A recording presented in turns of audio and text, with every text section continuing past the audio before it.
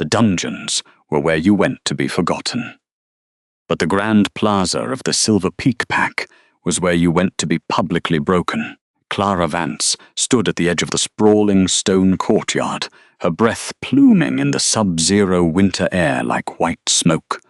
The ancient cobblestones beneath her boots were slick with morning frost, radiating a bitter cold that seeped directly into her bones. The sky above was a bruised, heavy grey, threatening a violent snowstorm that had not yet broken. It was a day meant for mourning. It was a day meant to shatter her. She did not shatter. Two massive pack guards gripped her upper arms, their fingers digging viciously into her flesh through the thin fabric of her torn linen dress. They shoved her forward, forcing her to walk the long, agonizing path toward the center of the plaza. Every step she took was accompanied by the harsh, metallic scraping of the cold iron chains binding her wrists. The manacles were brutally heavy, forged from a rare, magic-dampening metal, designed to suppress the inner wolf of any prisoner trapped within them. The metal had been pulled from the deep sunless mines of the southern border, created for the sole purpose of severing a shifter's connection to the natural world.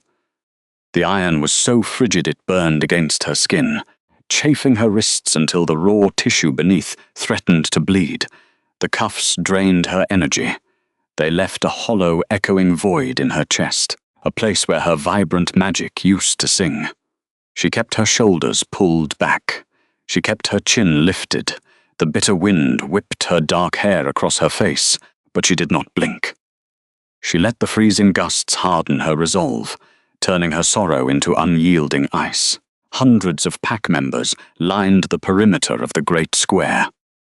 These were the people her family had protected for generations. She recognized the weathered face of the village baker, who used to offer her warm bread on winter mornings.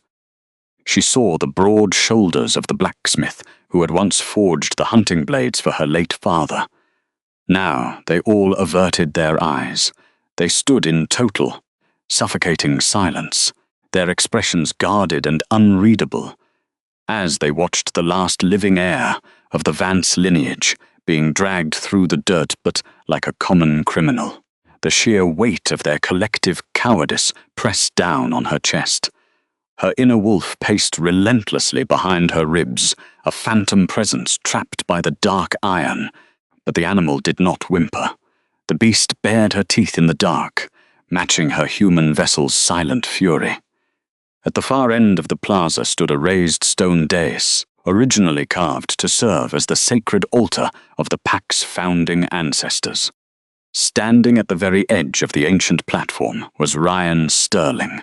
The Alpha King looked down at her with a smug, polished expression that made her stomach turn. He was dressed in immaculate dark leather and heavy velvet, his golden hair meticulously styled, perfectly immune to the biting wind that tore at her ragged clothes.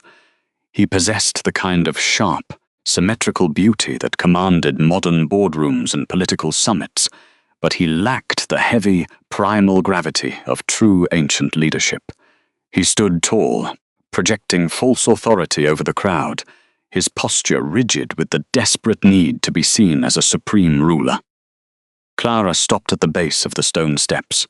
The guards yanked hard on the heavy bindings, trying to force her to stumble, but she planted her boots firmly into the frost-covered stone.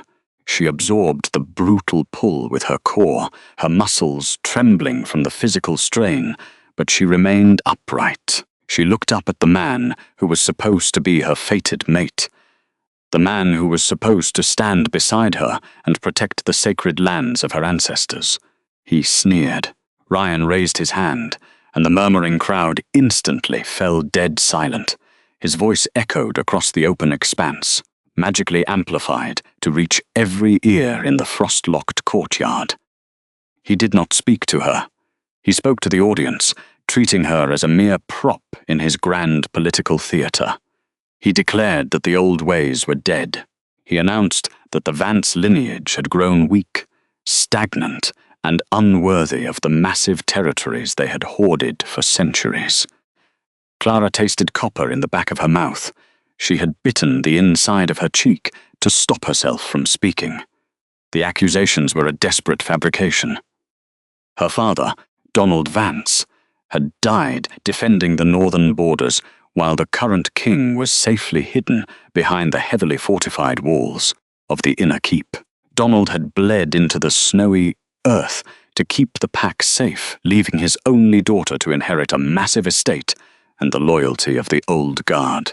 That loyalty was the only thing the Alpha truly feared. He could never earn it naturally, so he had to steal it by force. He had to tear down the memory of the honorable patriarch to build his own corrupt foundation. The man pointed an accusing finger at her silent, shivering form. He proclaimed that for crimes of treason, insubordination, and failing to submit to the unquestioned authority of the crown, the prisoner was officially stripped of her ancestral lands.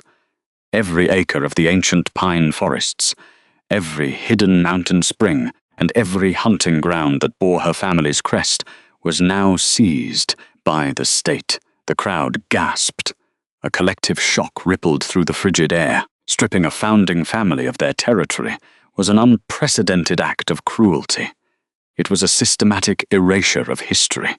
Her storm-glass eyes did not waver. The biting cold was turning her fingertips blue, and the relentless ache in her shoulders screamed for relief. But she refused to give him the satisfaction of her pain.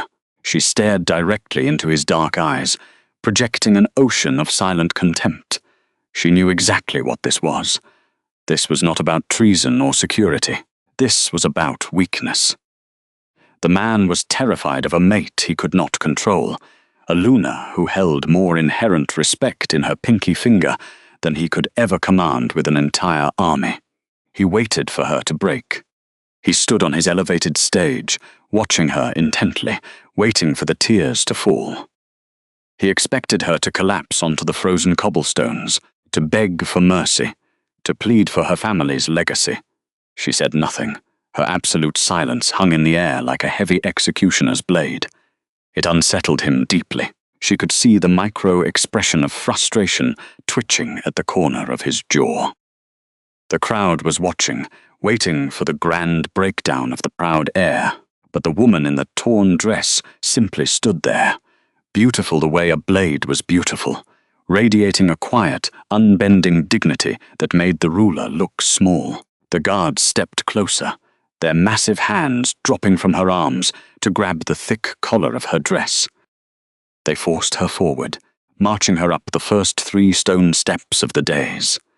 The heavy restraints dragged behind her, scraping loudly against the rock. Every movement was a profound physical struggle, her magic suppressed, her body exhausted from days of confinement in the sub-zero stone cells. Yet she moved with deliberate grace, treating the executioner's march like a royal procession. Ryan's jaw clenched tighter. He turned his back to her, unable to hold her gaze, and signaled to the servants waiting in the shadows of the high archway. The real humiliation was only just beginning. He had taken her lands. Now he intended to take her identity.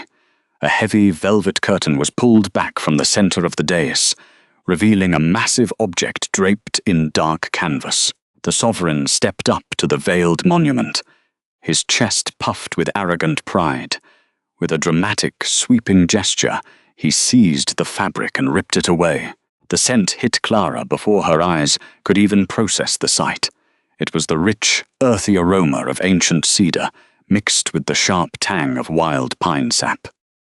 It was the scent of her childhood. It was the scent of the sacred grove, where her ancestors had buried their dead for 10 generations. Her breath caught sharply in her throat, a sudden, involuntary spasm of pure devastation. Sitting in the center of the stone platform was a grand, towering wooden throne. It was freshly carved, the pale heartwood still raw and bleeding pale sap in the dull winter light. The armrests were sculpted to resemble snarling wolves, and the high back was a jagged canopy of polished branches. It was a magnificent piece of craftsmanship, but to the prisoner, it was an abomination. It was a complete desecration.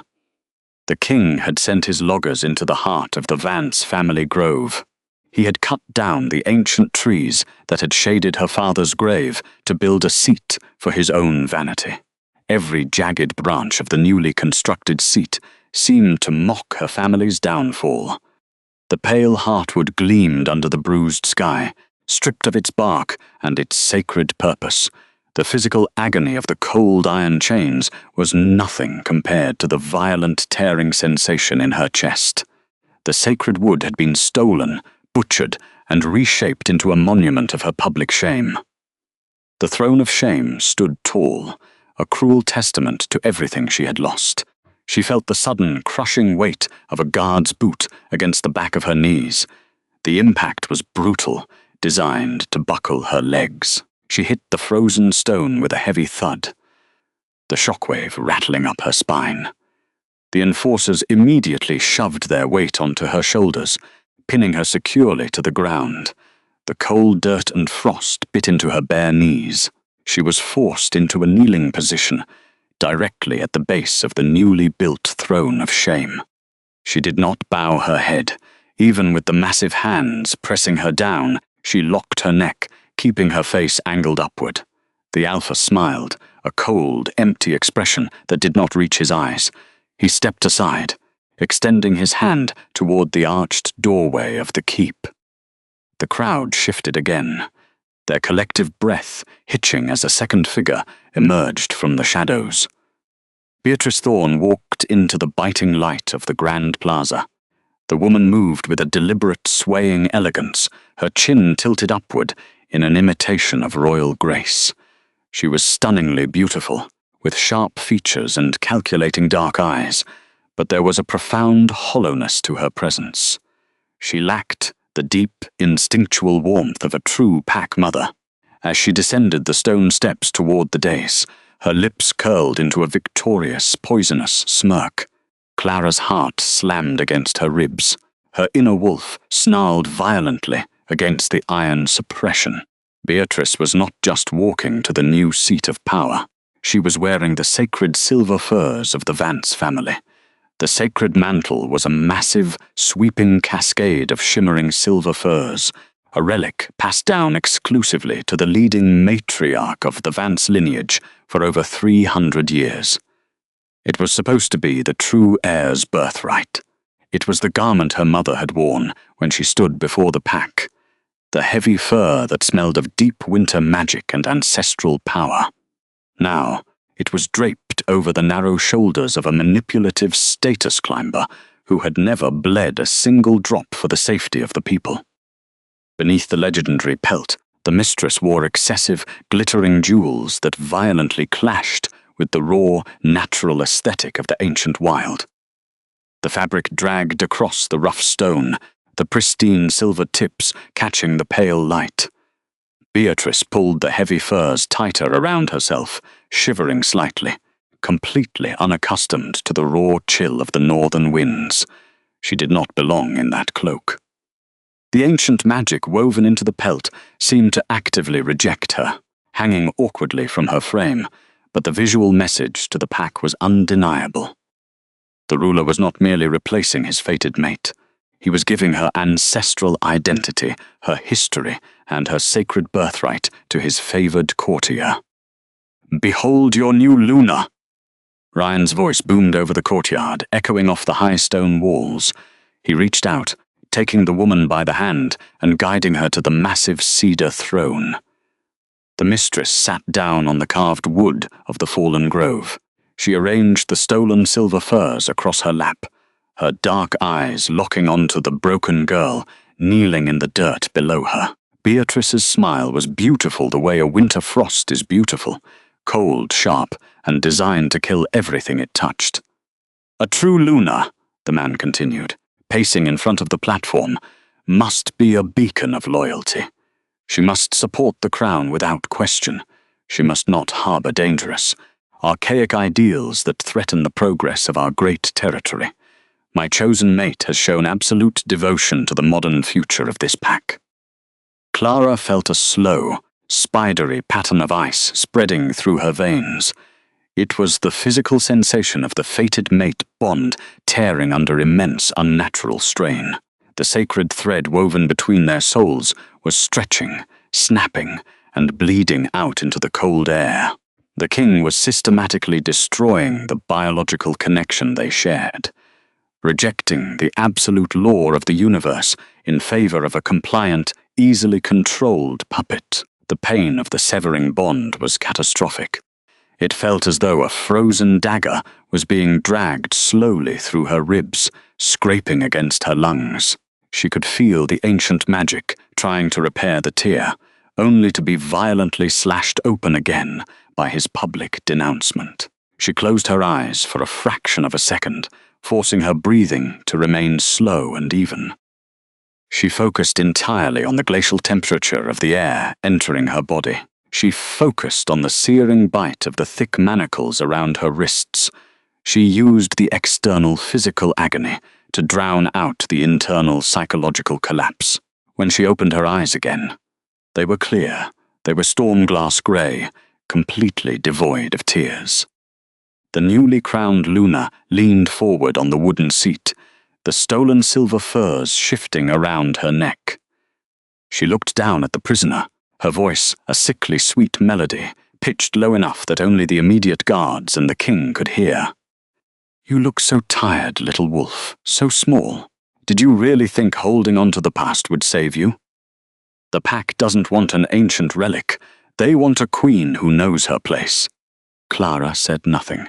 She simply looked at the woman sitting on her father's murdered trees. "Make her bow," the Alpha commanded quietly, his voice tight with growing rage. The absolute stoicism of his rejected mate was driving him to madness. He needed her to break. He needed the silent, watching crowd to see her submit to the new regime. The enforcers pushed down harder on Clara's shoulders, their immense weight threatening to snap her collarbones. The pressure was excruciating. Her muscles burned, her joints screaming in protest, but her spine remained a rod of pure steel. She focused her gaze on a dark knot in the raw cedar wood of the armrest, anchoring her mind to the memory of the living tree. She remembered sitting under its massive branches as a child, listening to her father's deep, rumbling voice telling stories of the old gods, the gods of the wild frontier, the ancient, massive things that stalked the high peaks, waiting for the modern world to grow arrogant enough to forget them. "Bow your head!" Ryan roared, finally losing his polished corporate composure. His voice cracked like a whip across the silent plaza. "I accept," Clara said. Her voice was not a shout. It was a low, steady whisper that carried through the frozen air with terrifying, crystalline clarity. It was the first time she had spoken since they dragged her from the dark cells. The king froze, his hand suspended in the air. The mistress's smug smile faltered for a fraction of a second. "I accept your rejection," the woman in chains continued, her tone completely devoid of the weeping hysteria they so desperately wanted. She looked up at her tormentor, her eyes burning with a cold, terrifying light.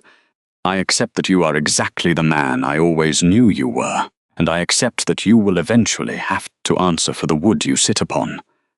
Before the angry ruler could respond, before the massive guards could strike her across the face for her open insolence, the air pressure in the grand courtyard abruptly shifted. The bitter wind that had been howling through the high stone arches suddenly died. The heavy silence that followed was unnatural, dense, and thick with an ancient, suffocating gravity. The ambient temperature plummeted so rapidly that the breath of the terrified crowd froze into thick white clouds. The heavy restraints binding Clara's wrists grew impossibly cold, frosting over with a sudden, violent layer of white ice that cracked sharply in the stillness. "We are small things in a world of teeth." Her father had told her that once. She didn't know why she remembered those exact words at that precise moment, but as she knelt in the dirt before the stolen throne, she felt a vibration deep within the stone. It was incredibly faint at first, a low, rhythmic tremor that traveled up through the frost-covered cobblestones and directly into her raw knees. Ryan frowned, looking down at the ground in sheer confusion. The pack members at the outer edge of the plaza began to shift uncomfortably, turning their heads and glancing toward the towering, shadowed pine forests that bordered the northern edge of the territory. The vibration beneath the stone grew stronger. It was not a natural earthquake. It was a massive, deliberate heartbeat. It was a terrifying, impossibly heavy footstep approaching from the dark wood. The shadows between the ancient pines seemed to detach themselves from the trees, swirling and coalescing into a colossal mass of pure, primal dominance. Fenrir Valerius, the ancient Direwolf Lord, had finally come for his fated mate. The vibration beneath the frost-covered cobblestones escalated from a rhythmic heartbeat into a violent, earth-shattering tremor. The grand architecture of the Silver Peak Pack was built to withstand avalanches and brutal siege warfare, but it had not been constructed to withstand the physical weight of a living myth. The towering stone pillars lining the perimeter of the courtyard groaned in deep, structural protest. Heavy flakes of ancient mortar detached from the high archways, raining down upon the panicked assembly. Spidery cracks raced up the frozen masonry like lightning strikes frozen in time. The crowd of hundreds, previously locked in their collective cowardice, began to stagger and stumble as the very foundation of their territory heaved beneath their boots. Ryan Sterling clung desperately to the carved armrest of his newly built wooden monument to maintain his balance. His polished corporate composure fractured entirely. He stared toward the northern pines, his modern alpha aura flaring in a frantic, sweaty attempt to assert control over his collapsing domain. It was a pathetic display. His power felt like a flickering tallow candle in the face of an incoming glacial storm. The frigid air, sweeping out from the tree line, instantly snuffed out his artificial dominance, pushing the freezing wind brutally back into his lungs. The temperature plummeted so rapidly that the pale sap bleeding from the raw cedar wood of the throne crystallized into jagged, frozen tears. Clara Vance remained anchored to the trembling earth. The massive guards, who had been pinning her shoulders down, were suddenly thrown off balance, their heavy leather boots slipping wildly on the rapidly frosting stone. The crushing pressure on her spine vanished in an instant. She stayed on her knees, not out of submission to the false king clutching the dais, but because the raw kinetic energy rolling through the plaza demanded total physical stillness. The cold iron chains binding her wrists grew even heavier, the magic dampening metal frosting over completely until her skin was numb to the vicious burn. Yet the hollow, echoing void in her chest began to shift. It was rapidly filling with a terrifying primal resonance that tasted like ozone and wild pine. The shadows between the ancient pines solidified. A colossal paw, entirely draped in thick, midnight black fur, stepped into the pale winter light. He was magnificent. The sheer scale of the beast defied all biological logic. Modern shifters were large, brutal creatures, but they were ultimately bound by the anatomical limits of a domesticated era. The creature emerging from the dark wood was a towering relic of a time when the world was entirely untamed. Fenrir Valerius stood taller at the shoulder than the heavily armored cavalry horses of the royal guard. His coat was a dense, impenetrable expanse of shadow and frost, absorbing the ambient light rather than reflecting it. Massive, steel-cable muscles rolled beneath the thick fur with every slow, deliberate step, radiating a kinetic heat that somehow made the surrounding air feel even colder. Ryan Sterling didn't know that the shadow stepping out of the tree line had buried 3 kings who dared to challenge his borders. He didn't know that the ancient Direwolf Lord had spent a century locked in the high peaks, waiting for a fated scent to pull him from his absolute isolation. All the modern ruler knew was that his flawless coronation had just been interrupted by an apex predator of unimaginable scale. "Guards!" the Alpha King shouted. His voice cracked slightly against the howling wind, completely devoid of any regal authority. "Form a barricade! Protect the Luna!" The enforcers hesitated.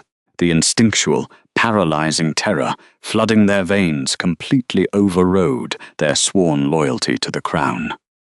A dozen of the most seasoned warriors forced their bodies to shift, their bones snapping and reshaping in a frantic chorus of wet, tearing violence as they took their wolf forms. They were massive, grey-furred beasts, bred for bloody border wars and physical intimidation. But as they stepped between the ruined dais and the approaching shadow, they looked like pitiful, trembling pups, whining before a hurricane. Fenrir did not even acknowledge their existence. The Direwolf Lord's eyes were molten gold, burning with a violent, elemental fury that pierced through the gloomy haze of the plaza. Those eyes were not fixed on the armed guards baring their teeth in the snow. They were not fixed on the usurper clutching the cedar throne in terror. They were locked entirely on the woman kneeling in the dirt. Clara met that golden gaze. The physical agony of her severed bond, the spidery pattern of ice that had been spreading through her veins only moments ago, abruptly halted. It was replaced by a sudden, terrifying heat that flushed through her chest and radiated down to her frozen fingertips. The air between them was pulled taut, vibrating with the heavy, undeniable frequency of a true ancient claiming. Her inner wolf, previously pacing in silent fury behind the iron suppression, suddenly dropped to her belly. The beast bared her throat in absolute instinctual reverence to the sovereign approaching them. The creature exhaled. It was a deep, rumbling sound that rattled the remaining glass in the High Keep's towering windows. He took another step forward, and the stone plaza beneath his weight simply surrendered. The impact of his paw striking the ground sent a concussive shockwave through the frost-locked courtyard. The ancient cobblestones shattered, exploding into a blinding spray of rock and ice dust. Fenrir advanced into the center of the court. His movements were slow, fluid, and entirely devoid of the frantic aggression of a lesser predator. He did not need to run. He did not need to rush. The entire territory already belonged to him the moment he decided to descend from the high mountains. "Stop him!" Beatrice Thorne shrieked from the top of the dais. She shrank back into the stolen silver claw cloak, pulling the sacred furs over her face as if the delicate fabric could shield her from the ancient god walking toward them. The heavy jewels adorning her neck rattled violently against her collarbones, a stark metallic contrast to the raw, unpolished power of the wild. The manipulative matriarch, who had spent months carefully orchestrating her rise to political dominance, was reduced to a trembling, whimpering mess in the span of 30 seconds. The defensive line of shifted guards lunged forward in a desperate, uncoordinated wave. They aimed for the direwolf's massive flanks, their jaws snapping wildly at the thick shadow-draped fur in a futile attempt to slow his advance.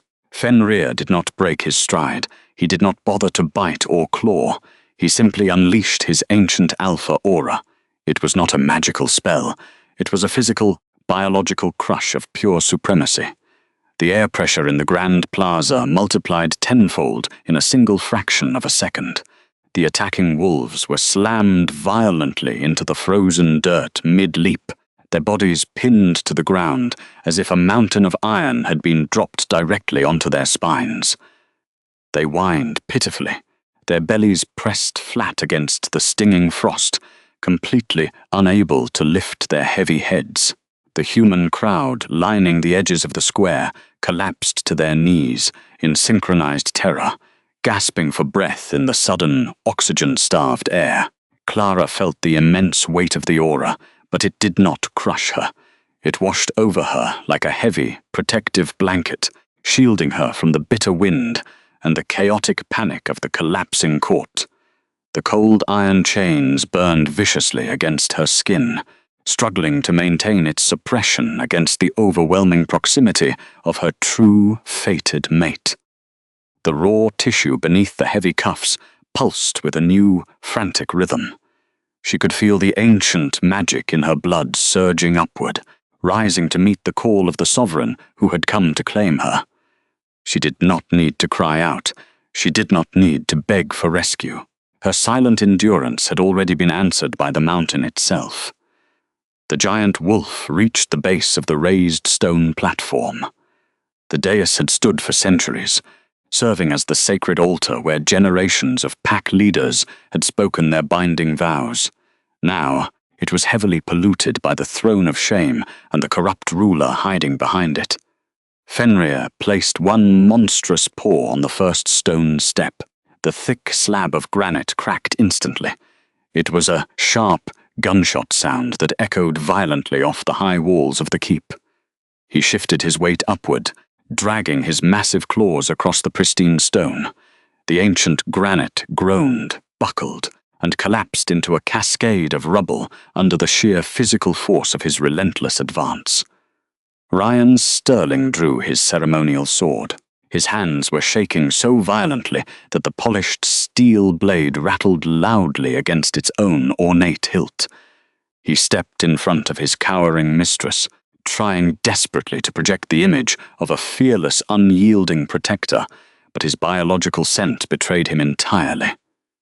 The entire plaza reeked of his sour, metallic fear.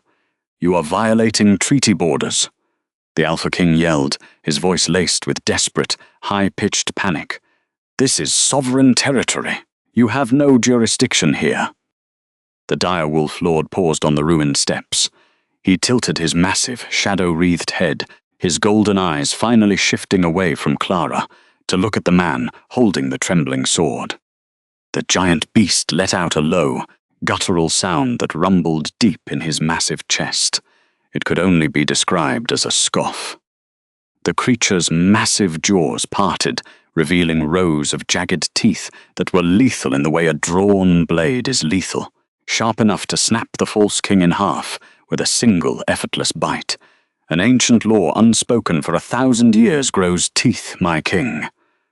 Clara thought the words, her storm-glass eyes tracking the imminent destruction of the corrupt court. The modern treaties were fragile pieces of paper signed by weak, greedy men. They meant absolutely nothing to the earth. They meant nothing to the ancient bloodlines that actually owned the high peaks and the deep forests. Fenrir did not shift into his human form to argue. He did not engage in the petty political theatre that Ryan so heavily relied upon to maintain his fragile authority. He simply stepped up to the final tier of the dais, his massive frame blotting out the bruised winter sky entirely. Beatrice screamed. It was a high, piercing sound of pure, unadulterated terror. She abandoned her king instantly. She threw herself sideways, scrambling away from the cedar monument, and leaving the stolen silver furs tangled awkwardly in the raw wooden armrests. The sacred pelt, infused with the history of Clara's ancestors, slid off the treacherous matriarch's shoulders, rejecting the false queen just as violently as the earth was rejecting her mate. Ryan stumbled backward in shock, tripping over the heavy edge of the velvet canvas that had veiled the monument. His ceremonial sword clattered uselessly onto the frozen stone, sliding away into the dust. The giant wolf stood directly before the throne of shame.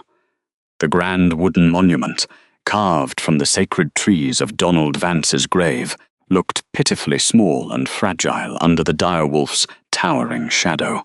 Clara remained perfectly still at the base of the ruined stairs. She watched the beast raise his massive right limb. The world seemed to hold its collective breath. The freezing wind died completely. The panicked whimpers of the pinned guards fell into total, terrifying silence. Then Fenrir brought his heavy claws down upon the empty throne. The physical impact was deafening. The thick, freshly carved cedar exploded outward in a violent shower of heavy splinters and pale bleeding sap. The intricately sculpted wolf armrests shattered into unrecognizable, jagged fragments that rained down across the stone, striking the frozen cobblestones like hail. The high, jagged back of the seat snapped cleanly in half, the raw wood screaming loudly as it was physically torn apart by the ancient predator. The scent of the murdered grove filled the air one last time, instantly replaced by the overwhelming dark ozone of the direwolf's wrath. He did not stop with one single strike. Fenrir swept his massive paw sideways, catching the heavy base of the throne and ripping it entirely off its deep stone foundation. Thick chunks of wood and heavy iron bolts rained down across the ruined dais. The grand monument of humiliation, built specifically to break the last living heir of the Silver Claw lineage, was reduced to a pathetic pile of broken kindling in a matter of seconds. The destruction was absolute. It was not a delicate, magical dissolution that could be easily explained away by the court scholars. It was heavy, undeniable kinetic action, a raw display of supreme physical dominance that completely erased the Alpha's modern authority. Ryan Sterling was thrown hard to the ground by the flying debris. His immaculate dark leather was torn at the knees, and his perfectly styled golden hair was covered entirely in the thick ash and dust of his own shattered pride. He pushed himself up onto his elbows, scrambling backward across the ruin of his own making, unable to look away from the towering god of the north. Fenrir Valerius stepped heavily over the ruined splinters. The massive wolf turned his huge head, looking back down the collapsed stone steps at the woman kneeling in the dirt. Her wrists were still bound tightly in the magic dampening iron. Her thin linen dress was torn and woefully inadequate for the freezing winter air, but her spine remained straight. She was looking up at the colossal beast, her silver-grey eyes reflecting the intense, burning gold of his gaze. She did not flinch from his terrifying size. She recognized the unwavering devotion hiding behind his monstrous teeth. Not used, not owned, chosen. The silent truth hung heavily between them, irrefutable in the cold winter air. The Direwolf Lord descended the rubble, moving with terrifying, deliberate grace toward his fated mate. Clara Vance knelt amidst the settling dust. The biting winter wind still whipped her dark hair across her pale face, but the immediate space around her was drastically changing. As the ancient predator drew closer, the freezing air was pushed back by a heavy, radiating heat. It was a physical warmth that smelled of wild pine, deep earth, and distant mountain storms. It rolled over her shivering frame like a tide, dispelling the biting frost that had settled over her skin during the hours of her public humiliation. The stark contrast between the icy stone beneath her bruised knees and the overwhelming warmth of his presence was staggering. It was the feeling of a hearth fire roaring back to life in a dead, empty cabin. For the first time since her father's death, Clara felt a true, impenetrable barrier between herself and the hostility of the pack. Her lungs, which had been tight with the agony of the severed bond, expanded freely in the ozone-rich air. The crushing weight of the executioner's square dissolved into nothingness. She was no longer a prisoner. She was the anchor for a god. Her inner wolf, which had spent the entire morning pacing in a state of silent, violent fury behind the dark suppression of the cold iron chains, suddenly dropped to her belly. The animal did not whimper in fear. It let out a low, resonant purr of deep, instinctual recognition. This was not the weak, artificial bond that had tethered her to a corrupt politician. This was the undeniable gravity of a true fated mate. The complete annihilation of the wooden symbol of power sent a chilling realization through the assembled pack members. The elders who had stood by in cowardly silence now cast their eyes downward, their faces pale with crushing regret. They had traded their loyalty to a noble founding family for the false promises of a polished tyrant, and now they were bearing witness to the wrath of the natural world. They were small things in a world of teeth, and the largest set of teeth in the realm had just arrived to claim the woman they had thrown to the wolves. Behind the approaching behemoth Ryan Sterling gagged on the dust of his shattered pride. Driven by a frantic rush of sheer embarrassment and blinding arrogance, he refused to stay down. He forced himself to his feet, his leg muscles trembling violently against the crushing atmospheric pressure of the giant's dominance.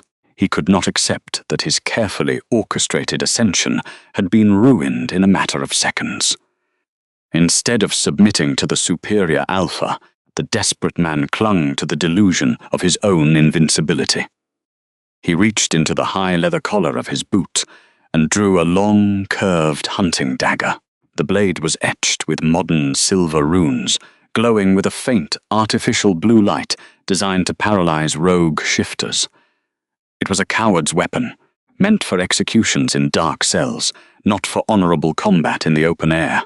Treason, the false king shrieked, his voice cracking horribly against the heavy silence of the plaza. She brought a monster into our borders. By the laws of the Silver Peak, her life is forfeit.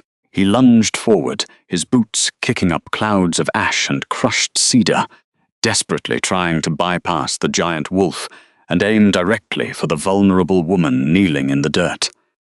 He intended to grab his former Luna by her iron bindings, to use her as a physical shield and force the ancient beast to back down. He managed to take exactly 2 frantic steps across the ruined stone before the true hierarchy of the wild asserted itself. The beast did not hesitate. Fenrir did not even bother to turn his massive head. He simply shifted the raw, elemental gravity of his presence, focusing the full weight of his ancient alpha aura entirely on the charging man. It hit Ryan like a solid wall of falling iron. The air was violently forced from his lungs in a harsh, wet gasp. The sheer biological pressure slammed into his chest, entirely bypassing his modern magical defenses and targeting the very marrow of his bones. His boots slid wildly on the frost before his knees buckled outward with a sickening, audible crack. The usurper crashed back down onto the jagged, broken splinters of his ruined cedar throne. The sharp fragments of the butchered grove bit deeply into his back, turning the symbol of his arrogance into a bed of agonizing physical punishment. The silver-etched dagger flew from his numb fingers, clattering uselessly across the cobblestones. He was pinned flat on his back, completely paralyzed, his eyes bulging, as he struggled to draw even a thimble of oxygen into his burning lungs. The Alpha King was left gasping in the wreckage of his own making, permanently stripped of his dignity before his entire realm. With the pathetic distraction neutralized, the giant direwolf took the final step, coming to a halt directly in front of Clara. The sheer scale of the beast was breathtaking. Standing on all fours, his broad, shadow-draped chest was level with her raised chin. The hostile crowd, the cowering mistress, the gasping usurper, they vanished like smoke through a crack in the world. There was only the immense, terrifying predator and the fierce, burning devotion radiating from his golden eyes. He lowered his massive head, the thick ruff of black fur around his neck brushing against her cold cheeks. His jaws were large enough to crush her skull with a single, effortless bite, but his movements were incredibly slow, governed by a profound, voluntary restraint. He inhaled deeply, drawing her scent into his lungs, committing the aroma of her cold skin and her quiet survival to his ancient memory. The woman did not flinch. She leaned forward slightly, her storm-glass eyes holding his gaze, trusting the monstrous beast, with a certainty she had never felt in her entire life. Her unbent spine, the very thing that had infuriated Ryan Sterling, was the exact thing that commanded the Direwolf Lord's absolute respect. The sovereign's golden eyes dropped to the heavy bindings around her wrists. The cold iron chains were thick and brutal, forged in the deep southern mines for the express purpose of severing a shifter from their natural magic. The gelid metal had frosted over completely, a desperate, defensive reaction to the overwhelming ancient power radiating from the direwolf. The iron was biting viciously into the raw, bruised skin, pulsing with a dark, suffocating energy that tried to push the giant wolf away. The beast let out a low, guttural rumble that vibrated through the stone beneath her knees. He opened his massive jaws and gently took the heavy chain links between his terrifying, jagged teeth. The proximity of those lethal fangs to her fragile wrists should have triggered every biological alarm in her human body. The beast could have severed her hands with less effort than it took to snap a dry twig. Yet Clara felt no fear. She was safe. She watched the incredibly precise control of his jaw muscles, marveling at the contrast between his monstrous capability for violence and his absolute gentleness toward her. It was the ultimate subversion of everything she had been taught about alpha predators. Ryan had used his petty authority to cause pain, while this terrifying god of the North used his unimaginable strength to carefully preserve her life. He applied a fraction of his raw, ancient bite force to the metal. The enchanted iron shrieked in protest. The magic-dampening runes etched into the cuffs flared violently, emitting a harsh, artificial blue spark that immediately bit into Clara's bruised skin. She did not flinch, but the giant wolf sensed the searing heat of the magical backlash, threatening to burn her fragile flesh. He stopped instantly. The Direwolf Lord released the metal from his jaws with a frustrated, thunderous snarl that shook the remaining stone pillars of the plaza. He understood the brutal mechanics of the coward's bindings. Attempting to shatter the cold iron chains here, with sheer kinetic force, would cause the volatile runes to explode and permanently scar his fated mate. These chains were designed to punish resistance, and they could only be safely destroyed by the ancient, volcanic hearths of his high mountain peaks. He would not risk her, not for a momentary display of power. Instead of forcing the metal, the beast let out a long, heavy exhale. He breathed a thick cloud of freezing, ozone-laced mist directly over her bound wrists. The dark, primeval energy of his alpha aura wrapped tightly around the cold iron chains, forcibly subduing the vicious, pulsating magic of the runes. The brutal, suffocating pressure that had been slowly draining Clara's life force for hours was suddenly muted. The agonizing sting of the metal against her raw skin faded entirely, replaced by a numbing, therapeutic coolness. It was not the total release of her suppressed magic, but the physical relief was still instantaneous and staggering. The chains remained, heavy and thick across her wrists, but they no longer possessed the power to hurt her. The artificial void in her chest, the agonizing emptiness left behind when Ryan severed their bond, collapsed completely under the overwhelming, rushing presence of her true mate. The sacred thread woven between their souls, stretching, tearing, bleeding under her former tormentor's cruelty, was now instantaneously rewoven into an unbreakable tether of burning gold.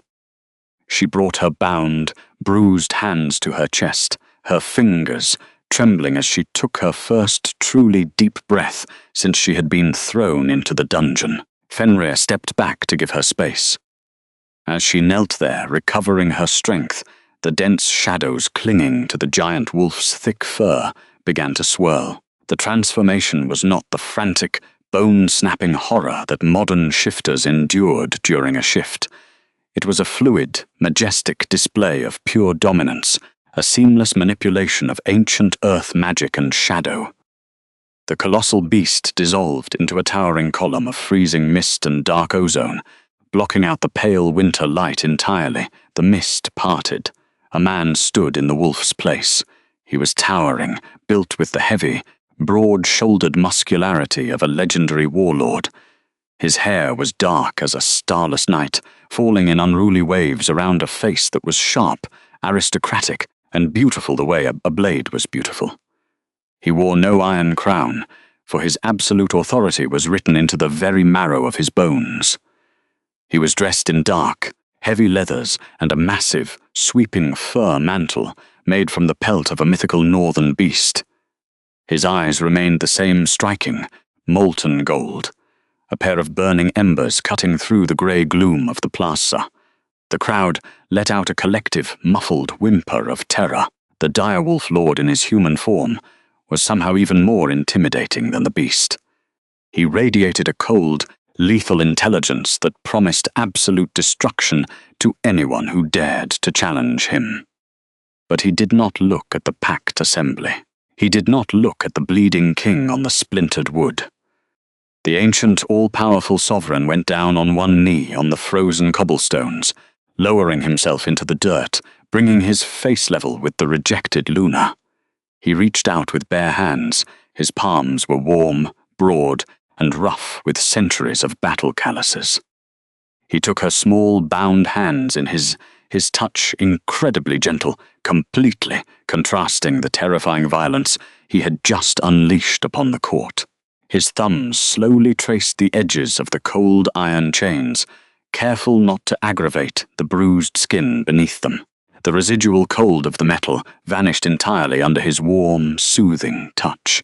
It was a profound, therapeutic relief that drew a long, shuddering sigh from her lips. She had spent weeks locked in absolute physical and emotional isolation, forced to maintain a rigid posture and an unyielding exterior to survive the constant abuse. Now, bathed in the overwhelming safety of his presence, the necessity for that exhausting vigilance began to melt away. Without a word, the warlord reached up and unclasped the heavy iron brooches at his shoulders. He pulled Fenrir's fur mantle from his own back. He leaned forward and draped the heavy garment over Clara's shivering shoulders. The physical sensation was intoxicating. The mantle was impossibly heavy, lined with thick, plush fur that immediately trapped the ambient heat against her body. It smelled deeply of cedar wood smoke, fresh pine needles, and the clean, biting air of the high mountain peaks. As she pulled the thick fabric tighter around herself, her bound fingers brushing against the plush interior, she marveled at how it felt exactly like sitting beside a crackling hearth fire in the dead of winter. The transition was jarring, but profoundly therapeutic. One moment she had been an outcast, exposed to the elements and the cruel mockery of a hostile court, and in the next she had been granted a mobile, impenetrable sanctuary. It completely enveloped her small frame, hiding her torn, humiliating linen dress from the prying eyes of the hostile pack. The garment was a physical fortress. It was a tangible declaration of absolute, unconditional protection. Beneath the heavy weight of his fur, she was entirely safe. Even with the cold iron chains still locking her wrists together, she felt untouchable. "You have endured enough cold, my Luna," Fenrir said. His voice was a deep, gravelly baritone that resonated beautifully against the silent stone walls of the keep. It was the voice of a man who had not spoken to another soul in decades, rusty with disuse, yet carrying a profound, quiet reverence. A few yards away, Beatrice Thorne let out a pathetic sob. The usurping mistress was still cowering near the ruined stone steps, desperately trying to crawl away from the horrific display of true power. In her frantic panic, she had completely abandoned the sacred silver furs. The silver claw cloak lay discarded in the dirt, collecting frost and ash. Without the stolen garment to hide behind, Beatrice looked incredibly small, a hollow, ambitious girl entirely out of her depth. It was a fitting end for a woman who had tried to wear a legacy she had not earned. The ancient magic of the land had recognized the true queen, and it had brought a god down from the mountains to claim her. Fenrir stood up, his towering frame effortlessly blocking the harsh winter wind. He kept one large, warm hand securely wrapped around Clara's waist, providing absolute physical support as he gently pulled her to her feet. Her legs were shaky from the brutal kneeling, but with his solid strength anchoring her, her spine remained flawlessly straight. Ryan Sterling, still pinned flat against his ruined throne of shame, turned his head weakly. His dark eyes were wide with a sickening, horrifying realization.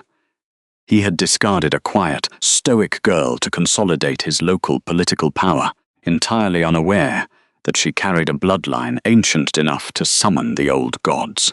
He watched as the gargantuan warlord wrapped a protective arm around the woman he had just thrown away. The fallen king opened his mouth, a desperate, final plea forming on his lips, perhaps to beg for mercy or to try and claim in the fated bond he had just publicly severed. But Fenrir did not even allow him to speak. The Lord merely shifted his golden gaze back to the grovelling man in the dirt. The absolute, heavy disdain in that single look was enough to permanently crush whatever tiny fragment of pride the usurper had left. "She is no longer of your valley." His voice boomed over the courtyard, sealing the fate of the Silver Peak Pack forever. "She is of the high peaks, and any man who steps onto my mountain to reclaim her will find his bones buried in the frost." Clara leaned into the heavy, warm fur of his mantle. She looked out over the silent, terrified crowd that had laughed at her shame only moments ago. She did not gloat. She did not smile. She simply turned her back on the ruined court, resting her head against the chest of the sovereign who had torn down a kingdom just to see her safe. Would you have walked away from the Silver Peak Pack with your chin held high, or would you have demanded blood? Let me know in the comments below. If you found sanctuary in this story, make sure to like and subscribe to our channel for more tales of quiet survival, absolute devotion, and sweet vindication. The physical sensation of being lifted from the ruined cobblestones was jarring, yet profoundly grounding. Clara Vance did not resist as the gargantuan warlord gathered her into his arms.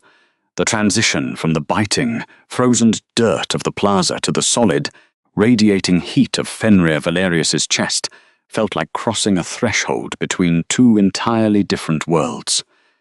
He carried her with an effortless, fluid grace, his massive arms forming an impenetrable cradle of dark leather and hardened muscle.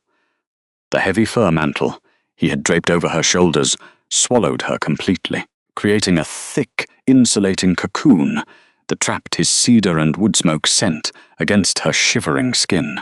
She was completely hidden from the hostile eyes of the Silver Peak Pack.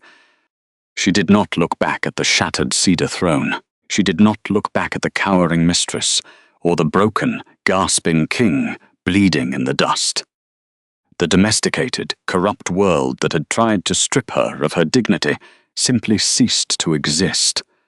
The journey out of the valley was a blur of rapid, kinetic motion and absolute silence. Fenrir did not take the established, paved roads that wound down through the lower villages. Those were paths built by modern, fragile men. Instead, the Direwolf Lord walked straight into the treacherous, vertical incline of the ancient pine forests that bordered the northern edge of the territory. The terrain was incredibly hostile, a jagged nightmare of frozen roots, hidden ice fissures, and sheer rock faces that would have snapped the ankles of a lesser shifter. But the sovereign moved with terrifying, unrelenting precision. His heavy leather boots crushed the frozen underbrush without a single stumble, his massive frame completely ignoring the punishing gravity of the ascent. Clara leaned her head against his collarbone, the raw, bruised skin of her cheek resting against the warm leather of his armor. The cold iron chains binding her wrists were still heavily locked in place, their gelid metal clinking faintly against his chest plate with every step he took, but the vicious, power-draining bite of the runes remained entirely muted by his lingering alpha aura. The exhaustion was finally beginning to set in.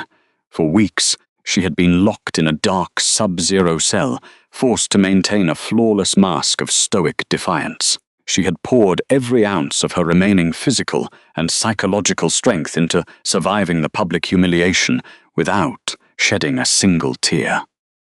Now, wrapped in the absolute, terrifying safety of her fated mate, the necessity for that exhausting vigilance evaporated. Her muscles, previously strung as tight as piano wire, began to involuntarily twitch and surrender. The wind screamed. As they broke through the dense canopy of the lower pines and entered the true high-altitude alpine zone, the ambient temperature plummeted to a lethal degree.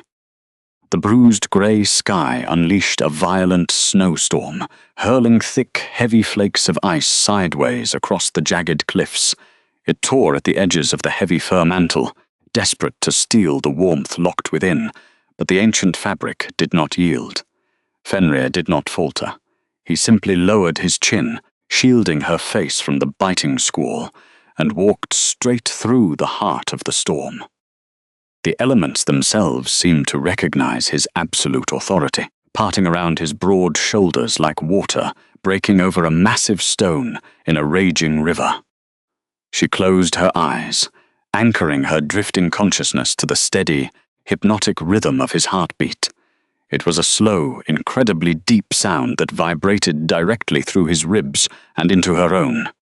It was the drumbeat of a god, the biological resonance of the fated mate bond, previously severed and bleeding under Ryan Sterling's cruelty, was now a roaring, golden current flushing through her veins. It chased the spidery patterns of ice from her blood. It whispered of ancient loyalties, of unyielding protection, and of a sanctuary that no modern king could ever breach. Her inner wolf, battered and suppressed by the heavy iron cuffs, let out a long, quiet sigh of profound relief, finally closing its phantom eyes in the dark. They climbed higher into the white void.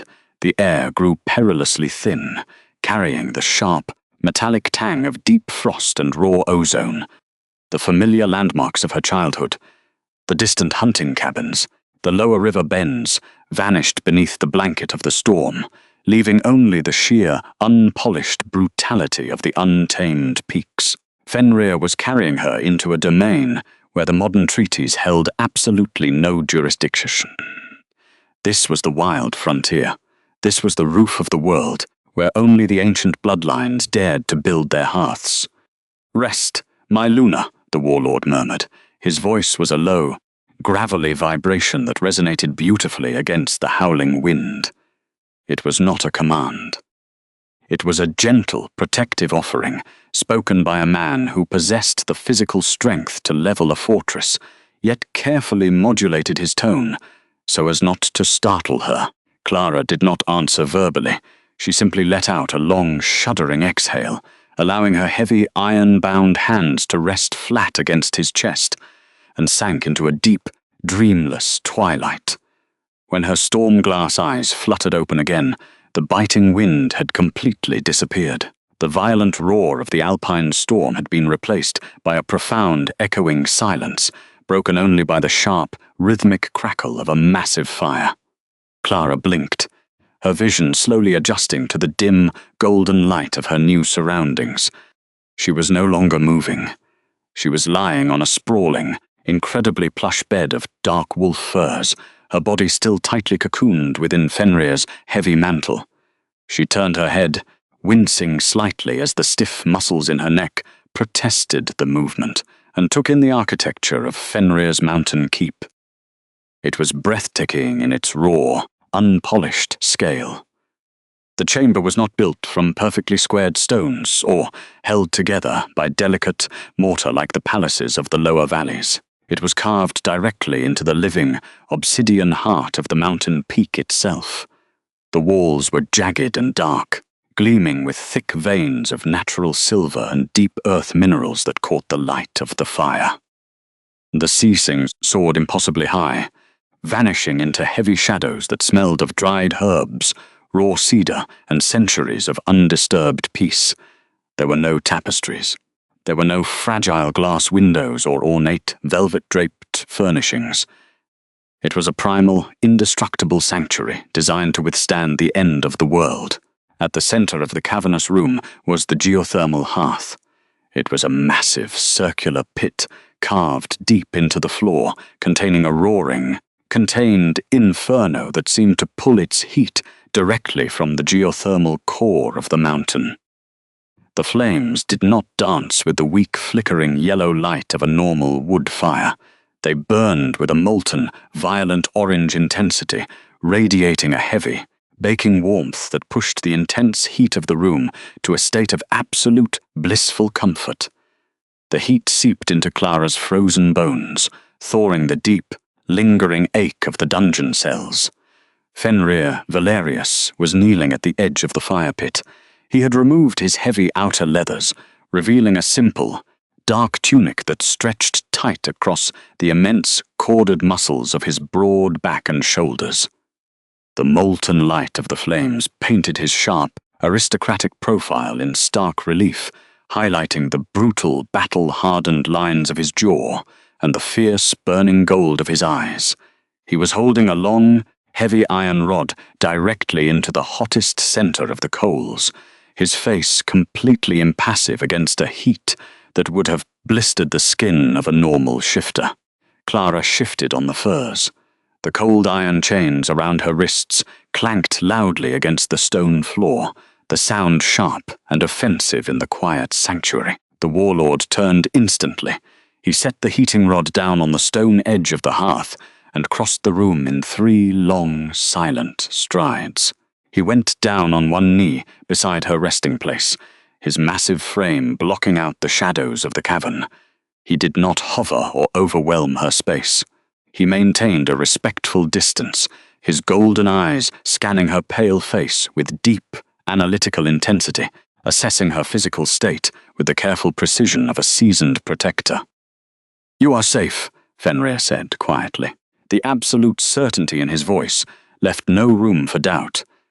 "The storm outside will bury our tracks. No one from the lower valleys will ever find this peak, and if they do, they will not survive the ascent." Clara pushed herself up into a sitting position. The heavy fur mantle slipped slightly off one shoulder, exposing the torn, dirty linen of her dress and the brutal, bruised skin of her forearms. She looked down at the heavy manacles locking her wrists together. The enchanted runes etched into the metal were currently dormant, their cruel blue light snuffed out by his lingering alpha aura. But the physical weight of the iron was still a crushing burden. It was a lingering piece of Ryan Sterling's cruelty, a metallic parasite clinging to her flesh. "They are forged from the deep southern mines," she whispered. Her voice was raspy, dry from the freezing wind and days of dehydration. "The iron is enchanted to resist kinetic force. If you strike them, the runes will detonate." "I know," he replied softly. He reached out, his massive, calloused hands gently taking her bound wrists. The contrast between his lethal, destructive capability and the delicate, reverent way he touched her raw skin was staggering. His thumbs lightly brushed over the heavy iron links, his expression darkening for a fraction of a second as he felt the residual, foul magic woven into the metal. The giant wolf, who had effortlessly pulverized a solid cedar throne to splinters, was completely subduing his own violent instincts to ensure he did not cause her an ounce of pain. The modern runecrafters believe they can bind the natural world with cold metal and stolen magic. Fenrir murmured, his golden eyes lifting to meet hers. They forget that all metal is born from the earth, and the earth is governed by the fire. He stood up, keeping one hand gently wrapped around her bound fingers, and carefully guided her to her feet. Her legs were shaky, her equilibrium completely disrupted by the altitude and her physical exhaustion, but he easily supported her weight, keeping her spine straight and her footing secure. He led her to a low, flat stone anvil situated directly beside the roaring, molten pit of the mountain hearth. "Sit," he instructed gently. Clara obeyed, lowering herself onto the warm stone. Fenrir knelt in front of her again, bringing his face level with her bound hands. The heat radiating from the open fire pit was incredibly intense, baking the moisture from the air and flushing her pale cheeks with a sudden, vibrant color. The sovereign reached for a pair of heavy blackened iron tongs resting near the coals.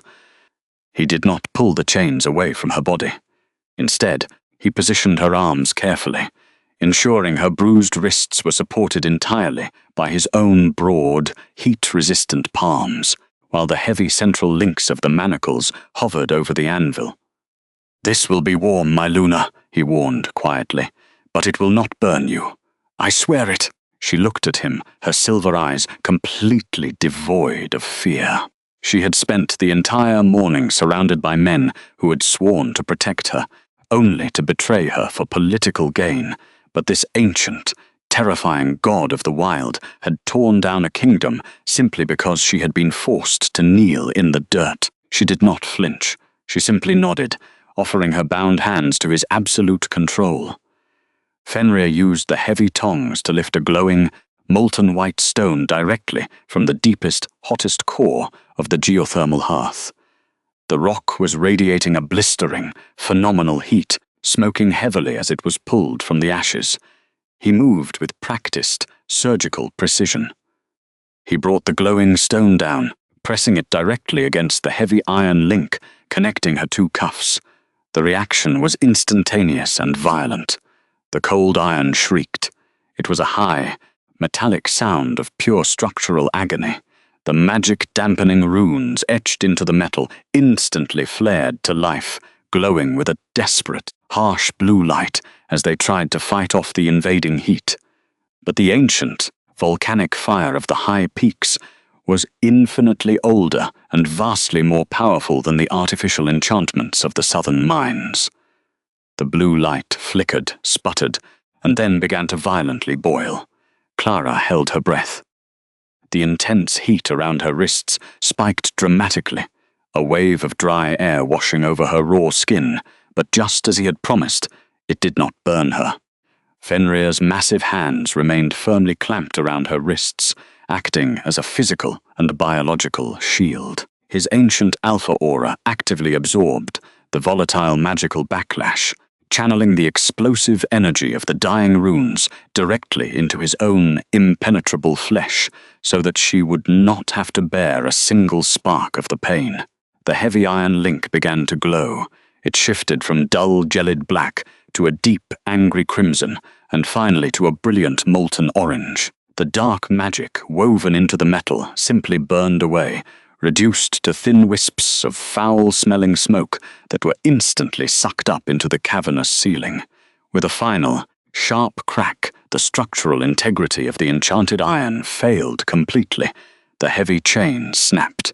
Fenrir immediately tossed the molten stone back into the fire pit and used his bare hands to physically pry the softened, ruined cuffs apart. The metal yielded to his phenomenal strength like warm wax.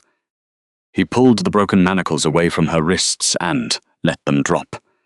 They hit the stone floor with a heavy, final clatter, useless and dead. The physical relief was a staggering, concussive wave. She was free. Clara gasped, her lungs expanding fully for the first time in weeks.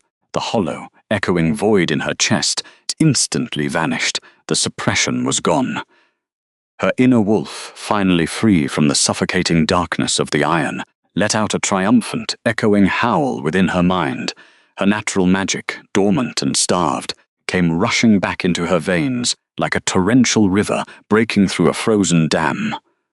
She felt the sudden, vibrant pulse of the earth beneath her feet.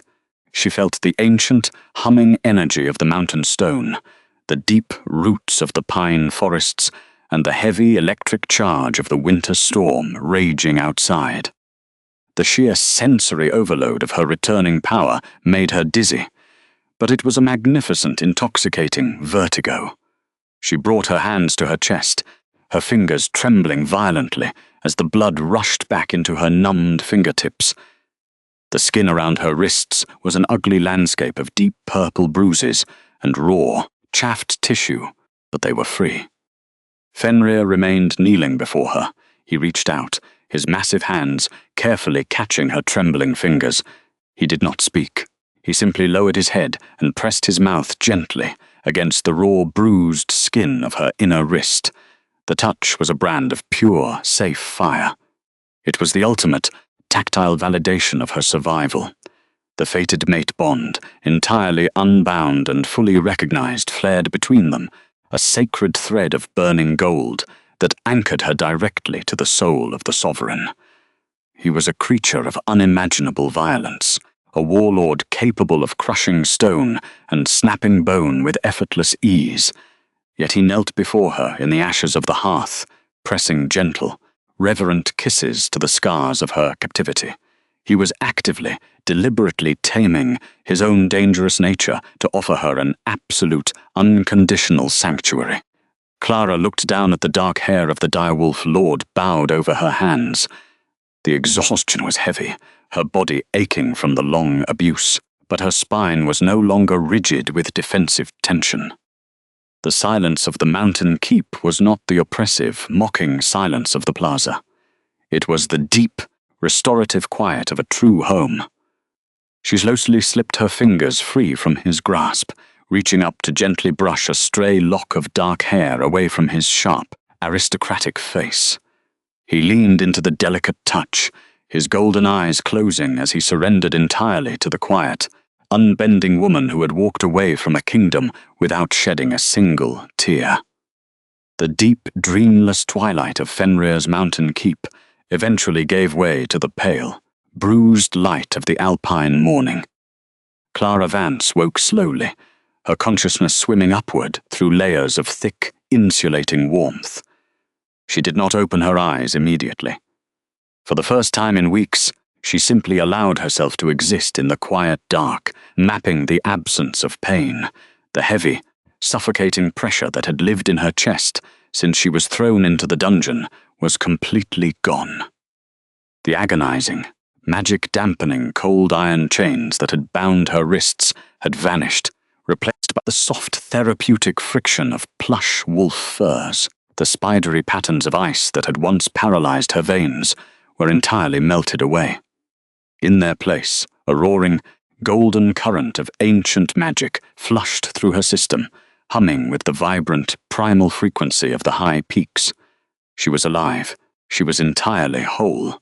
The fated mating mark over her collarbone, a sacred seal born of ancient blood and unwavering devotion, pulsed with a physical, comforting heat, radiating outward like a warm hearth ember.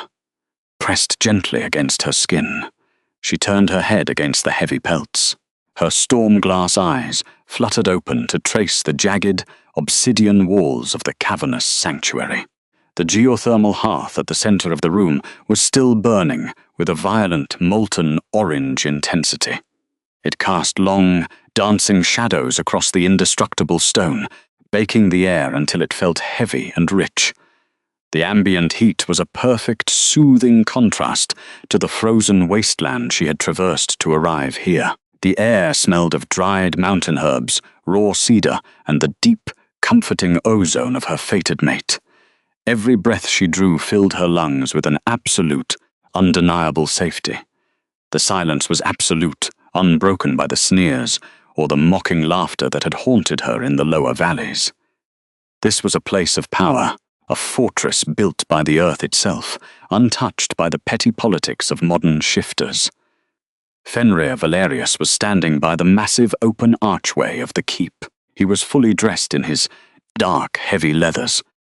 His broad back was turned to the fire as he looked out into the howling white void of the blizzard. The pale morning light caught the sharp, aristocratic lines of his profile, painting him in stark relief against the driving snow. He was perfectly still, a towering monument of muscle and ancient power. His golden eyes were fixed on the treacherous, invisible slopes far below. He did not need to turn his head to know she was awake. The biological resonance of the fated mate bond, now perfectly sealed and unburdened by suppression, functioned as a flawless, instinctual tether between their souls. He could feel the exact rhythm of her restored heartbeat. He tracked the steady flow of air, filling her lungs, the even cadence of her pulse completely devoid of the panic that had ruled her for so long.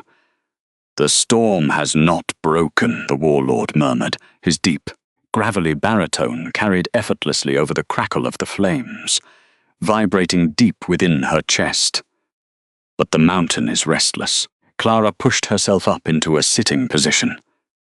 She pulled Fenrir's fur mantle tightly around her shoulders, completely burying the torn, humiliating remnants of her linen dress beneath the luxurious dark pelt. The rich scent of cedar and wood smoke clung to the heavy fur, enveloping her in his protective signature. She looked down at her forearms.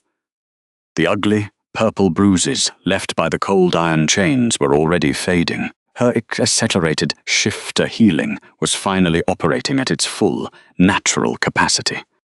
Unhindered by the restraints that had bound her to the throne of shame, she swung her bare feet over the edge of the low stone bed. Her toes brushed against the warm, smooth rock of the floor. She marveled at the sensation, the simple, profound ability to move without the bite of iron or the threat of a guard's boot.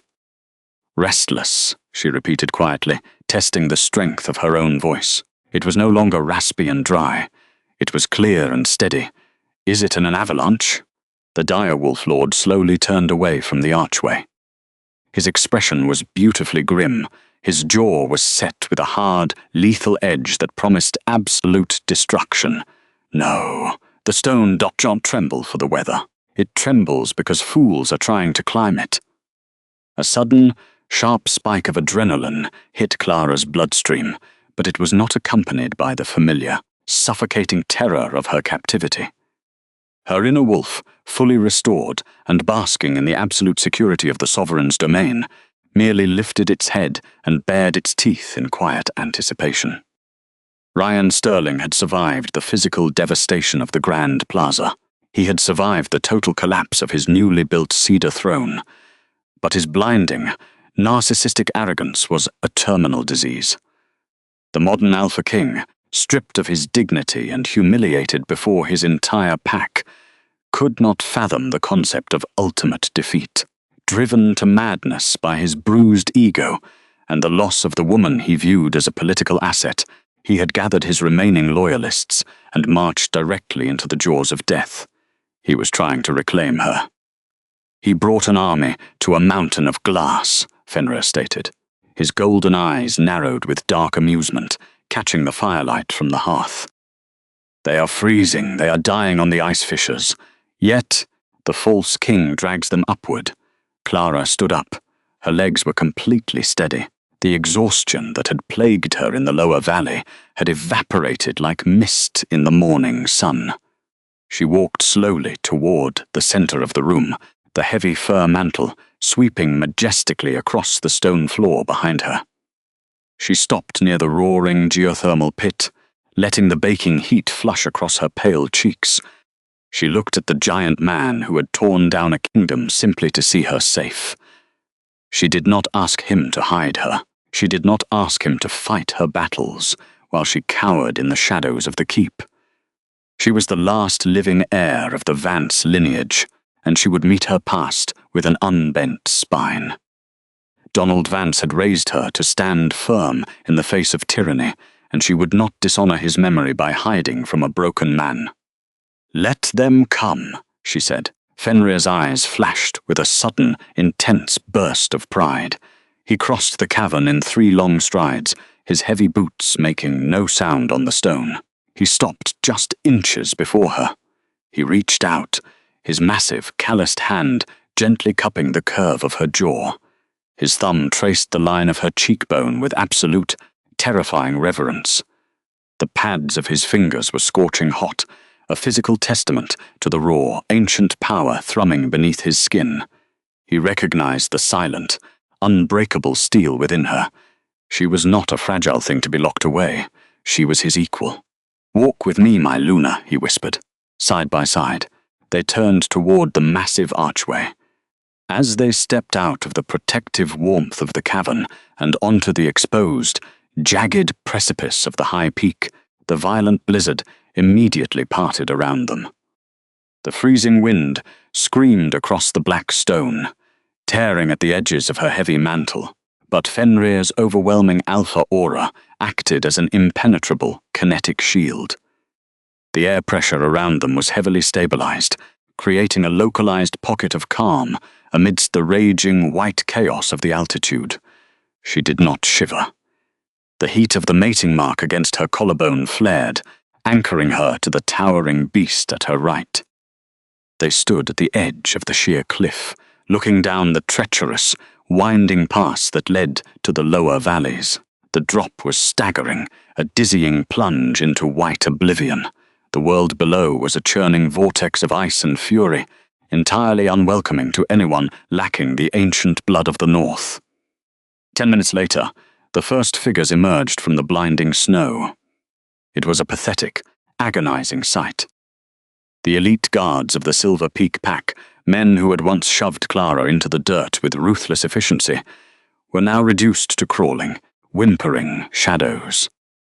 The punishing gravity and the sub-zero temperatures of the untamed peaks had completely broken their domesticated bodies. Their heavy leather armor was frozen stiff, cracking at the joints.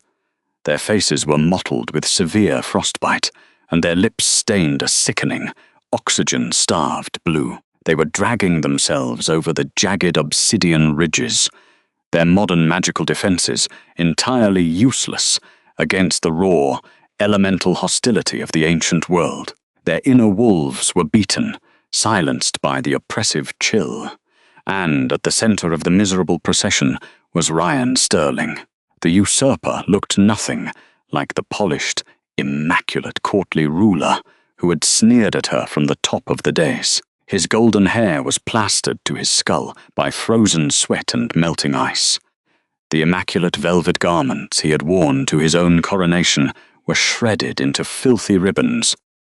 He was leaning heavily on the shoulders of two trembling guards, his fractured knees screaming in protest with every agonizing step he made.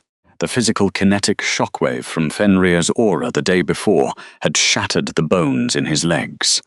Yet he had used dark, desperate healing runes to forcefully bind the fractures just enough to walk. He was a dead man walking.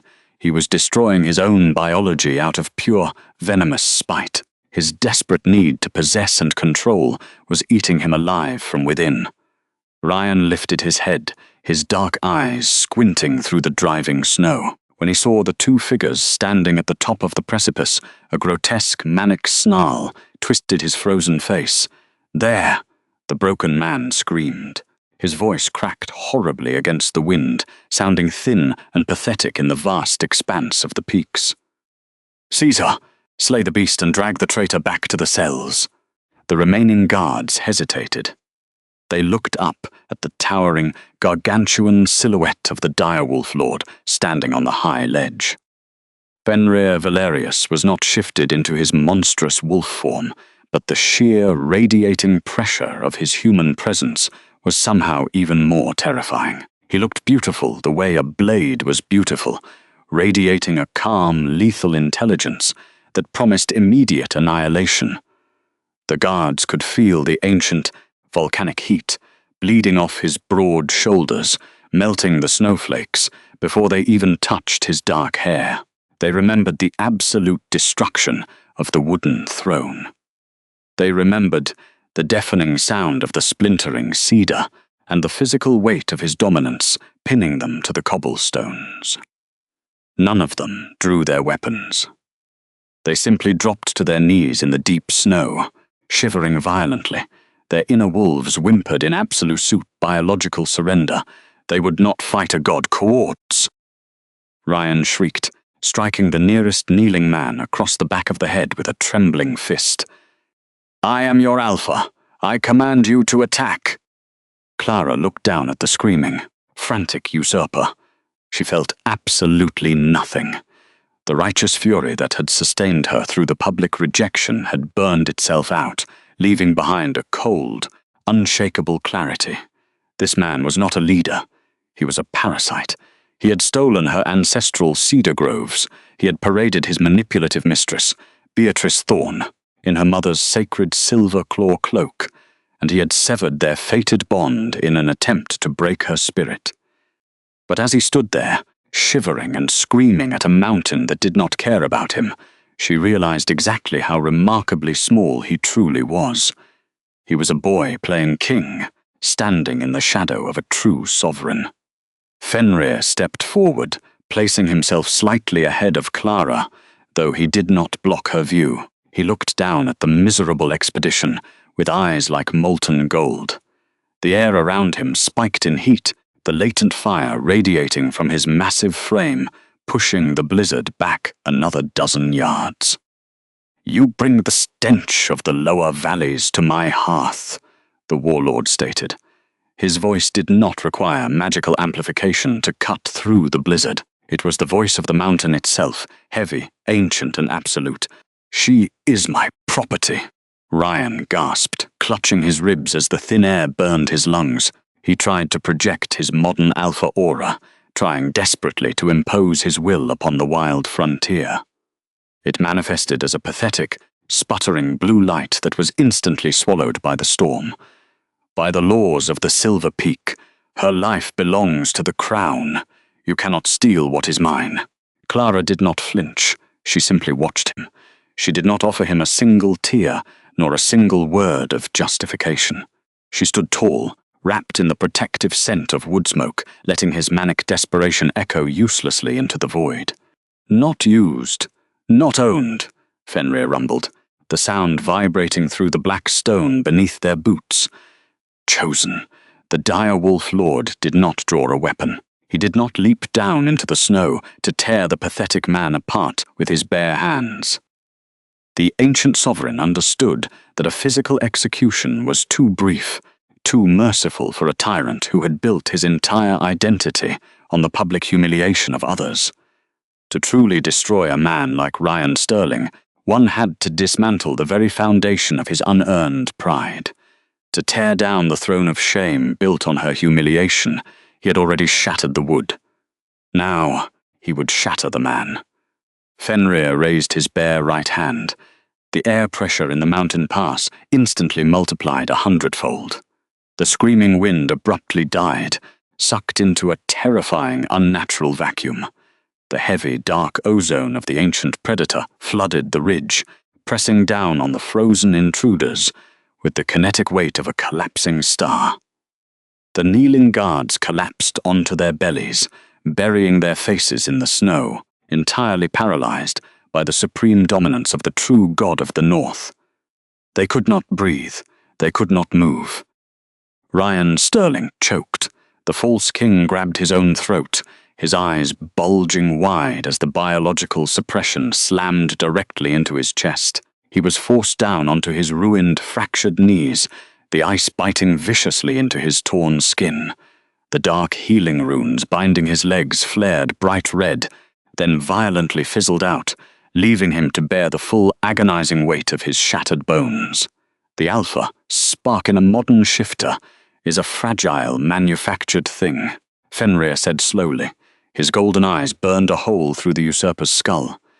It is built on stolen lands. It is maintained by fear. It is a lie, and the mountain does not tolerate liars. Clara watched in utter silence as the ancient magic of the land exacted its toll. She could literally see the shift in the air, the faint, artificial blue glow of Ryan's modern authority, the power he had used to terrorize her family and subjugate the pack, was physically drawn out of his chest. It manifested as a thin, fraying silver thread in the cold winter light.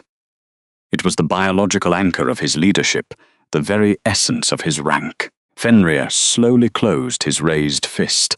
The silver thread snapped. The sound was not loud, but the psychological and physiological impact was catastrophic.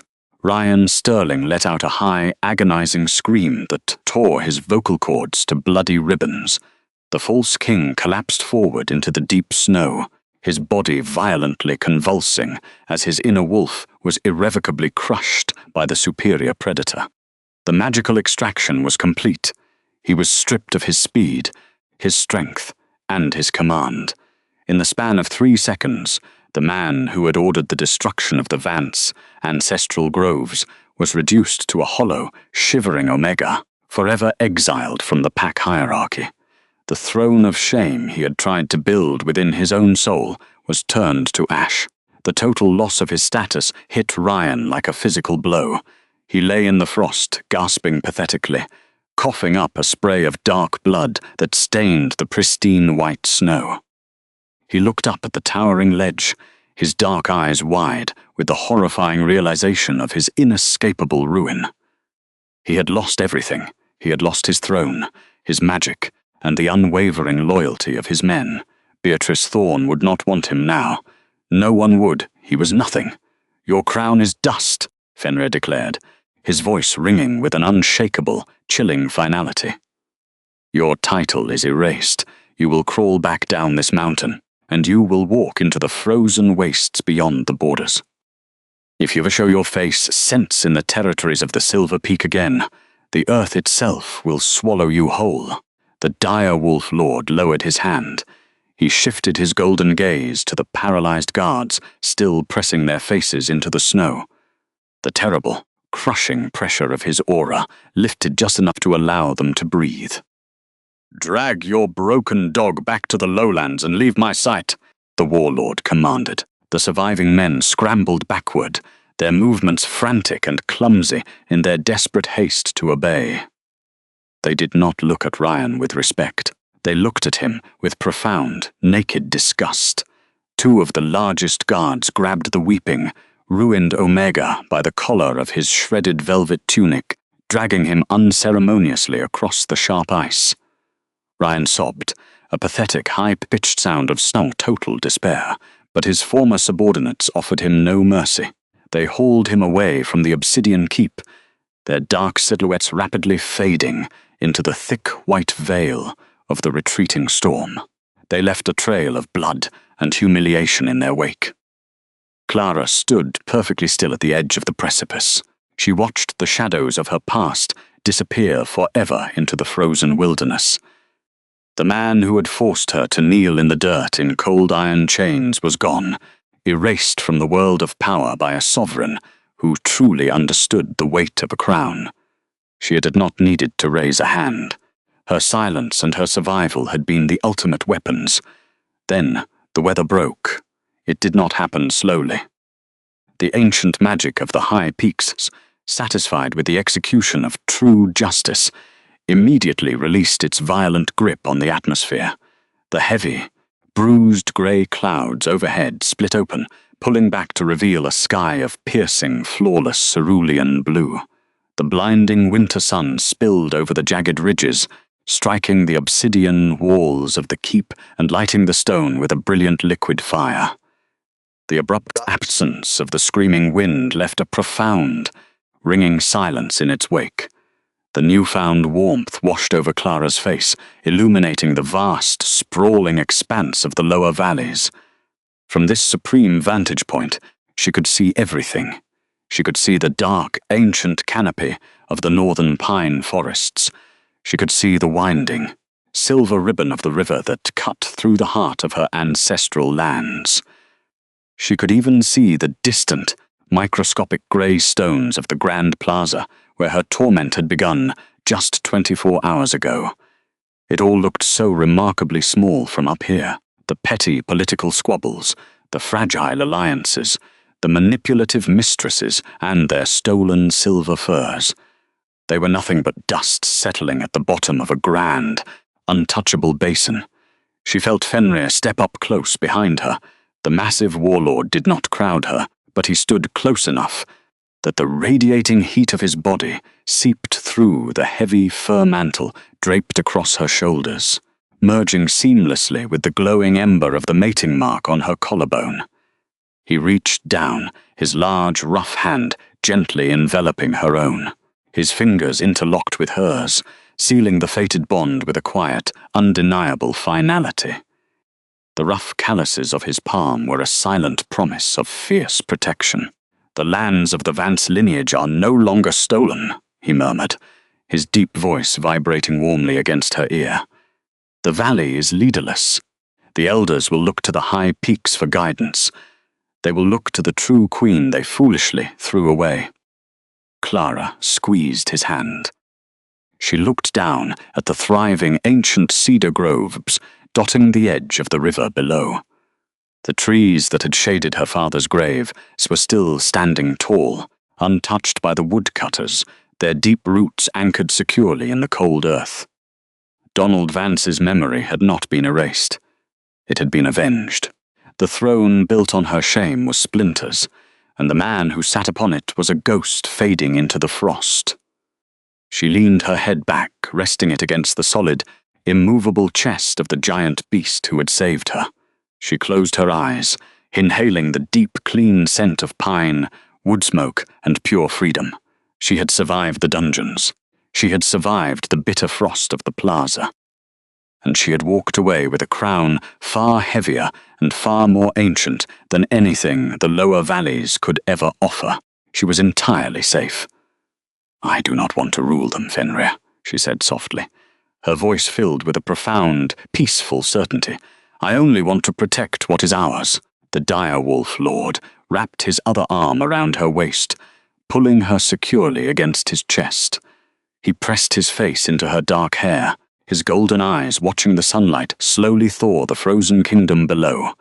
"Then we will protect it," the sovereign vowed, as one, until the mountains themselves crumble to dust. The high peaks stood silent and strong, guarding the true Luna who had finally come home.